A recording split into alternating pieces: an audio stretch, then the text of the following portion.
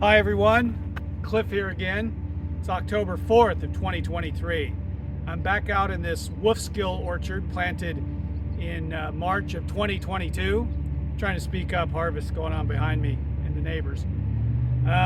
This orchard is primarily Wolfskill on Grizzly Clonal Rootstock, but we had the opportunity here in this replant orchard to embed full double row trials of another rootstock, RX1, which, given what we've learned about stress tolerance and replant, and that we've seen that VX211 just really isn't performing well, the RX1 has been looking okay in replant, and that has been a way things are moving. So it was really interesting to take this replant orchard in variable soil types, and in the first third of the orchard, go every 2 rows RX1, 2 rows on Grizzly, 2 rows on RX1, 2 rows on Grizzly, and we did it in a way where when the trees are young, we'll be able to harvest the 2 rows of RX1 together and actually get yield data, and not just on small 5-tree parcels, but on the rows here, about 35-40 trees. That's 80 trees, a whole row, 2 rows, entire width of the orchard. Harvest that together, move over, get some meaningful. It's not statistically probably by university standards, but for any reasonable person, it'll be excellent yield data, because we'll just be able to say which rootstock is making more nuts. What I want to look at here when I pick up the camera is already by here at the end of the second leaf.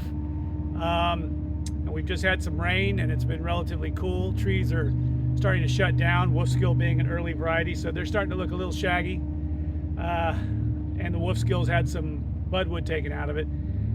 I hope that what will show up nicely on this video will be that already in this weaker corner of this field, the trees, the Wolfskill on RX1 is already starting to show stopping of growth, lots of variability, the kind of stuff we don't want to see in replant.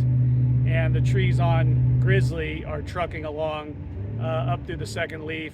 And these trees were planted as bare root, 9-foot tall trees, scaffolds established the first year. So I have other videos about this orchard. Most people don't believe the trees have been in the ground less than 2 years. It's from planting a tall bare root tree and letting that tree flourish early. And no prune here. So I'm just gonna pick up the camera. Hopefully things show up. If you're out here, you can see it obviously, but videos are always tough until after you kind of see it on the computer screen. So here we go.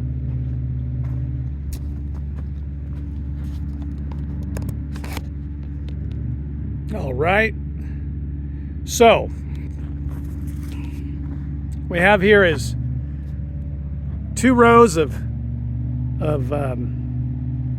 Wolfskill on RX1. Guard row out there doesn't count. It happens to be on RX1.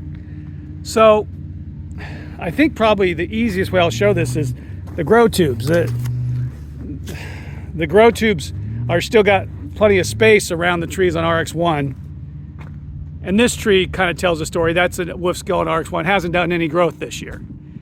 Maybe it'll start again. You can see the grow tube has got plenty of space. And let's just look down this middle between these two. Okay. You can also turn around, see very small tree, small trees.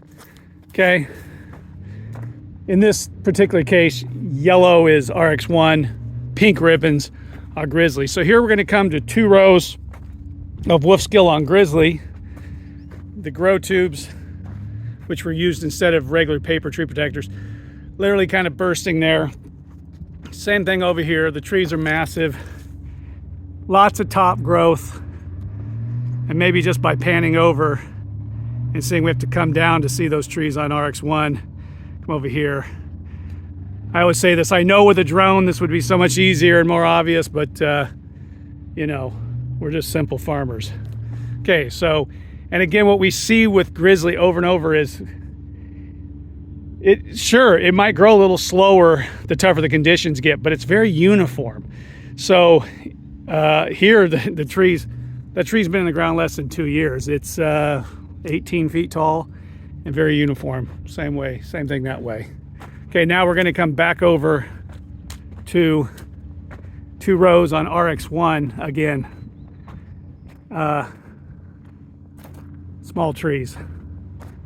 And here are the middle. And you know, we don't need new and better rootstocks for ideal conditions, even replant. We need new and better rootstocks because we've all got weak blocks, weak fields, 3rd generation, whatever it might be, or 1st generation. But anyway, so in this tree is yellowing.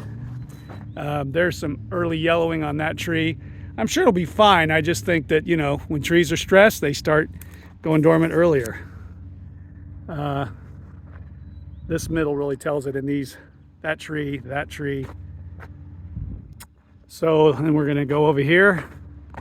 And again, let me do the grow tube thing. Lots of space left. And now back to 2 rows of Wolfskill on Grizzly. Again, the bursting out of the grow tube, literally. And trees are much bigger and still vibrant, putting on great growth. And these trees will be a little fuller. He sold Wolfskill wood out of here, quite a few buds, about 6,000 buds. So doubles got taken out, and mostly on the Grizzly, because of course that's where all the new growth was. So it goes on for a couple more reps, and then the rest of the orchard is Grizzly. But this corner kind of tells it. So again, a middle between 2 rows of Wolfskill on Grizzly, and kind of where the sun is when I pan up, and I'll kind of stay at the same level or the same sort of distance from the trees. So here, sun is way up there. Ooh, can't really see. Sorry about that if it blinded you. So hopefully this shows up. And there's a couple okay trees on RX1. So spottiness, which is what you see with replant, but it still costs you money. Okay, again, the sort of where's the sun test. And then just coming back into 2 rows of Wolfskill on Grizzly. Again, I'm still same distance. The sun is being blocked by the upper branches. So maybe this is the best telltale sign. So here I'm back over to the 2 rows on RX1, and you see panning up how much further above the top of the tree the sun is right now. So anyways, I hope that tells a story. Thanks.